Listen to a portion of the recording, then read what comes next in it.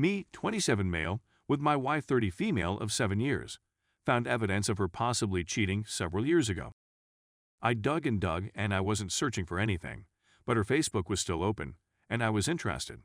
In June 2011, I had a short interaction with a person over the course of approximately a week. It begins innocently enough, and she even encourages him to contact her if he can keep it polite. I only know fragments of the chat, since I presume the most of it took place through text messaging. But what I can know is that after approximately 5 days of conversing with a person she's never met in real life, she's telling him that she's soaking with a winky face. Then have her boyfriend do something about it. Haha, he responds. She then explains that she was simply giving him what he wanted. This man she'd never met in person and had only spoken with over Facebook. We had gone through an extremely dark phase 2 years previously. Ms. had twins in mid-2009, which led her to have a terrible depression, and we had a lot of ups and downs for a long time. I assumed she was sad, upset with me, or that I wasn't paying enough attention to her at the moment. When I checked our Facebook messages at the same time, it was a pretty fun exchange. We share a house, and still do, at the time, and I could tell she was out of town for the weekend visiting relatives. But our communication includes calling each other pet names, her telling me that she loves me, and a lot of back and forth lols. We seem to be having a fantastic time. She messaged me and said, "You scream, I scream. We all scream for ice cream." I compared the 2 time periods, and she's having this chat with me, this wonderful personal and loving talk with me, while telling another man that she's soaking. It totally breaks my heart. It's 4:30 a.m., and I've been up all night, going through all of this, and it's evident that she, not him, was pushing the filthy talk. I also discovered another communication from January 2012 with a man she had up with before we were together, in which she tells him that he makes her want to do wicked things since she used to enjoy him so much. Then she had to go to the shower in humiliation since she regrets saying it. I could see she was hesitant to say it because of the buildup, so I'm not sure why she did. We had a great 3-year-old daughter, acquired a dog, and purchased a home in the 4 years since. I'm at a loss on what to do. On Friday, I have an appointment with a counselor with whom I will discuss this. I don't think I'll be able to wait till Friday. We'd be there right now if our kid wasn't in the picture. This stinks since we were only hours before curl up on the sofa beneath the covers, and I was holding her in my arms for 4 to 5 minutes.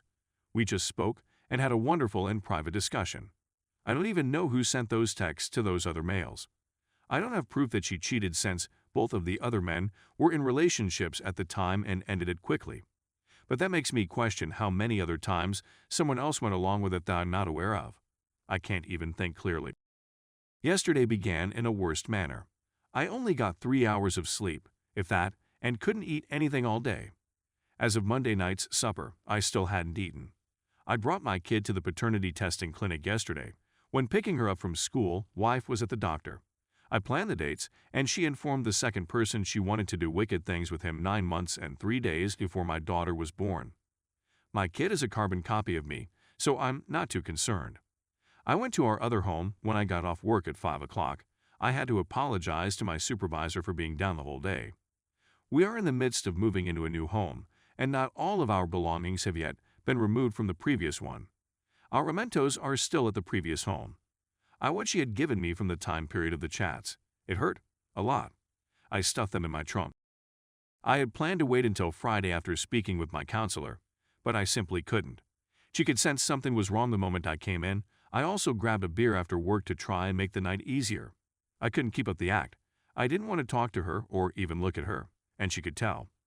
When she inquired what was bothering me so much, I just assured her we'd discuss after our kid went to bed. I spent the time between arriving home and her going to bed with odd errands, simply to avoid having to look at her, went to Walmart, came back, ran to Sonic, had a shower, etc. Once our daughter was sleeping, she jokingly remarked, "All right, let's get this griping over with," like it was going to be a high charge on the credit card or something. I informed her that the outcome of the night would be determined by her entire honesty to me and to God, and she agreed. I asked her how many persons she had slept with since we started dating, and she said, none. I asked her how many individuals she had emailed graphic images to since we started dating, and she said none. I inquired as to how many persons she had improper interactions with. She paused before responding, none. It was a dismal response. I then recounted her our whole silly, loving chat from that night, asking her if it meant anything to her and whether she remembered it. She didn't do it. I encouraged her to remember the date and time of our chat, June 7, 2011. Then I took out a photo of her chat with the other man from my phone and delivered it to her. Her face became white, her shoulders drooped, and she murmured, rather sheepishly, "I don't even remember this honestly." Then I showed her the second discussion she had with the other man about his making her want to do bad things. I told her I couldn't believe she didn't remember that one, since it had been going on for 6 months. It began benign for the first few months, so I didn't mind, but it was around 4 months and that it became inappropriate. I honestly don't recall what she said in response. My rage had grown exponentially by this point. I walked out to my trunk and retrieved all of our memories from that period.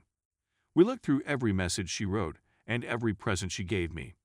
I read everything she wrote about how much she loved me, what a terrific boyfriend I was, how she couldn't wait to spend her life with me, and so on.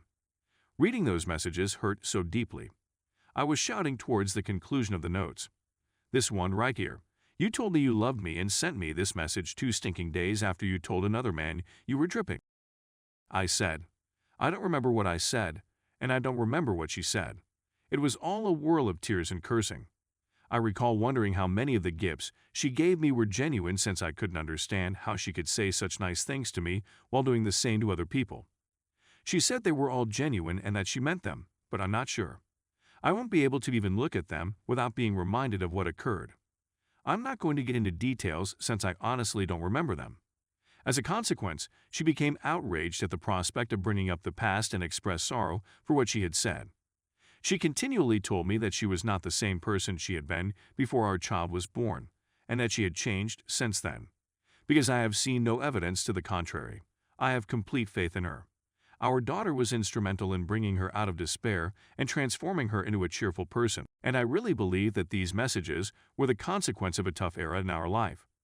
She could bring it up, explaining that she was merely looking for someone to talk to, someone to take her mind off things. The rest of this is simply a jumbled-up paraphrase of what happened over a few hours, so take it with a grain of salt. I had hoped that having everything out in the open would make me feel better, but that hasn't been the case.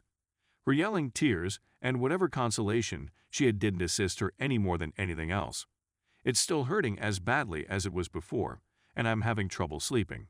Honestly, I don't think I've ever had a cut this deep in my life before. She indicated that she would go if that was what I want. I'm not sure what I want at this point. I want our happiness back, and I want her to apologize for sending those messages in the first place. Having a half-hearted desire to kick her out, the other half wants her to stay just so that I may see my child on a daily basis. I think I'll make an effort to resolve the situation with my counselor on Friday. I wish this hadn't happened, and I wish she'd said something to me instead of the other guys instead of them. I'm not sure where to go from here. The love is gone, the trust is gone, and the first 2-3 years of our relationship are now tainted because I'll never know what she said to other people that I wasn't privy to. I'm not sure where to go from here. The love is gone, the trust is gone, and the first 2-3 years of our relationship are now tainted. I don't even want to think about the first few years we had lived together in the same house. I guess I'll simply go with the flow of each day and see where it leads me from here. After our daughter was born, even the tiniest suggestion of indiscretion would have been enough to bring our relationship to a grinding halt. But given how long ago that occurred and the lack of evidence that followed those communications, and believe me, I searched everywhere, I just don't know. I'm not interested in destroying my whole life, but I don't want to stay in this state for the rest of my life.